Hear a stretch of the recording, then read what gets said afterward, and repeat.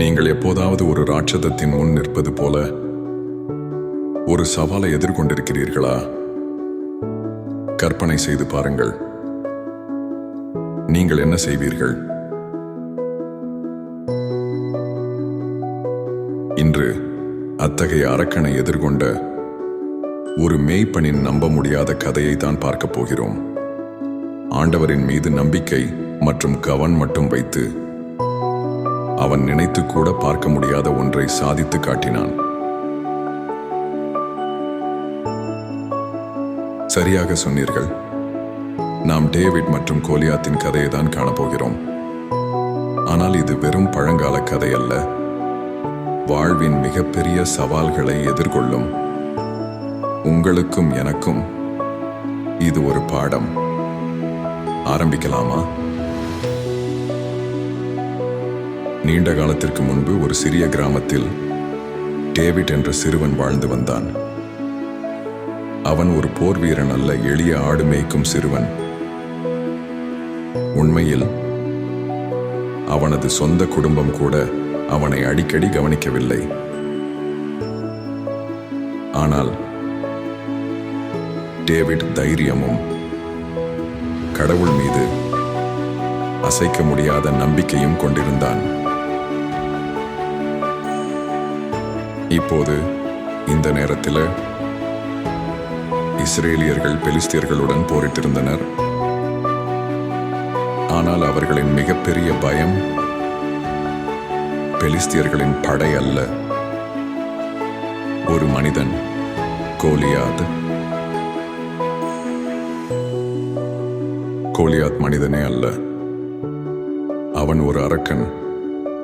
9 அடிக்கு மேல் உயரம், உடைக்க இயலாது என்று தோன்றிய கவசத்தில் தலை முதல் கால் வரை மூடப்பட்டிருந்தது. நாளுக்கு நாள் கோலியாத் இஸ்ரவேல் படைக்கு முன்பாக நின்று, என்னுடன் போரிட ஒரு மனிதனை தேர்ந்தெடுங்கள். அவர் வெற்றி பெற்றால் நாங்கள் உங்களுக்கு சேவை செய்வோம். ஆனால் நான் வெற்றி பெற்றால் நீங்கள் எங்களுக்கு சேவை செய்வீர்கள்.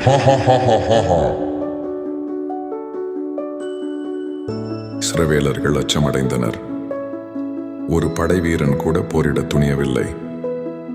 அவர்கள் பயத்தில் நடுங்கினார்கள். கோலியாத் சிரித்தான். ஒரு நாள் டேவிட் தனது சகோதரர்களுக்கு உணவு கொண்டு வந்து கொண்டிருந்தான். டேவிட் வரும்பொழுது இஸ்ரவேலர்களை கேலி செய்து கடவுளையும் கேலி செய்யும் கோலியாத்தின் குரல் ஒலிப்பதை கேட்டான். டேவிட்டின் இதயம் கோபத்தால் எரிந்தது. இந்த மனிதன் எப்படி ஜீவனுள்ள கடவுளை மீற முடியும்? டேவிட் தயங்காமல், நான் அவனுடன் போரிடுவேன் என்றான். நிச்சயமாக. எல்லோரும் சிரித்தார்கள். நீ வெறும் ஆடு மேய்க்கும் பையன், உன்னால் அவனை தோற்கடிக்க முடியாது. ஆனால் டேவிட் மனம் தளரவில்லை. அவன் சவுல் ராஜாவுக்கு முன்பாக நின்று, சிங்கம் மற்றும் கரடியின் கையில் இருந்து என்னை காப்பாற்றிய ஆண்டவர் இந்த அரக்கனிடமிருந்து என்னை காப்பாற்றுவார் என்று கூறினான். இறுதியாக அரசர் ஒப்புக்கொண்டார். ஆனால் அவர்கள் டேவிட்டிற்கு கவசத்தை அணிவிக்க முயன்றபோது டேவிட் மறுத்துவிட்டான். அது மிகவும் கனமாக இருந்தது. அதற்கு பதிலாக டேவிட் தனக்கு தெரிந்த ஒரு கவன் ஒன்றை தேர்ந்தெடுத்தான். அவன் ஒரு ஓடைக்கு சென்று 5 மென்மையான கற்களை எடுத்தான். கையில் கவனையும் மனதில் கடவுள் நம்பிக்கையோடும் போர்க்களத்தில் இறங்கினான். டேவிட் நெருங்கி வருவதைக் கண்டு கோலியாத் கர்ஜித்தான். நீ கவனுடன் என்னை நோக்கி வருவதற்கு நான் என்ன நாயா என்று கத்தினான். ஆனால் டேவிட் உறுதியாக நின்றார். நீ வாளோடும் ஈட்டியோடும் என்னிடத்தில் வந்திருக்கிறாய், ஆனால் நான் சேனைகளின் கர்த்தருடைய நாமத்தில் உன்னிடத்தில் வந்திருக்கிறேன் என்று தாவீது கத்தினான். போர் தொடங்கியது. கோலியாத் தனது கனமான கவசம் வெயிலில் மின்னியது. அவன் கால்களுக்கு கீழே பூமி அசைவது போல் இருந்தது. ஆனால் டேவிட் அமைதியாக இருந்தான். அவன் தனது பையை நீட்டி ஒரு கல்லை வெளியே எடுத்து தனது கவனில் வைத்தான். கவன் வேகமாக சுழன்றது. டேவிட் கல்லை பறக்கவிட்டான். கல் காற்றில் பயணித்து கோலியாதின் நெற்றியில் தாக்கியது. வலிமை மிக்க அரக்கன் தடுமாறி இடியுடன் தரையில் விழுந்தான். கூட்டம் நம்ப முடியாமல் திணறியது. எல்லா முரண்பாடுகளுக்கும் எதிராக கடவுள் நம்பிக்கை, தைரியம் மற்றும் ஒற்றை கல்லால் மாபெரும் அரக்கன் தோற்கடிக்கப்பட்டான். என் நண்பர்களே, டேவிட் போல நாம் அனைவரும் வாழ்க்கையில் பல அரக்கர்களை எதிர்கொள்கிறோம். அவர்கள் 9 அடி உயரம் இல்லாமல் இருக்கலாம்.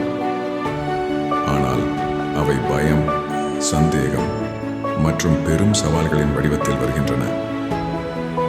ஆனால் உண்மை இதுதான்: நீங்கள் கடவுளை நம்பும்போது எந்த தடையும் இருக்காது. இந்த சக்தி வாய்ந்த வார்த்தைகளை நினைவில் வையுங்கள். நீங்கள் இறைவனிடம் நம்பிக்கையுடன் வேண்டும் பொழுது அதை பெற்றுக்கொள்வீர்கள். மத்தேயு 21:22. இந்த கதை உங்களுக்கு பிடித்திருந்தால் இந்த வீடியோவை லைக் செய்யுங்கள். இன்றே இந்த செய்தி தேவைப்படும் ஒருவருக்கு பகிரவும் மறக்காதீர்கள். நாம் ஒன்றாக இயேசுவை கற்போம், வளர்வோம், வாழ்வின் ராட்சதர்களை வெல்வோம். அடுத்த முறை மீண்டும் சந்திப்போம்.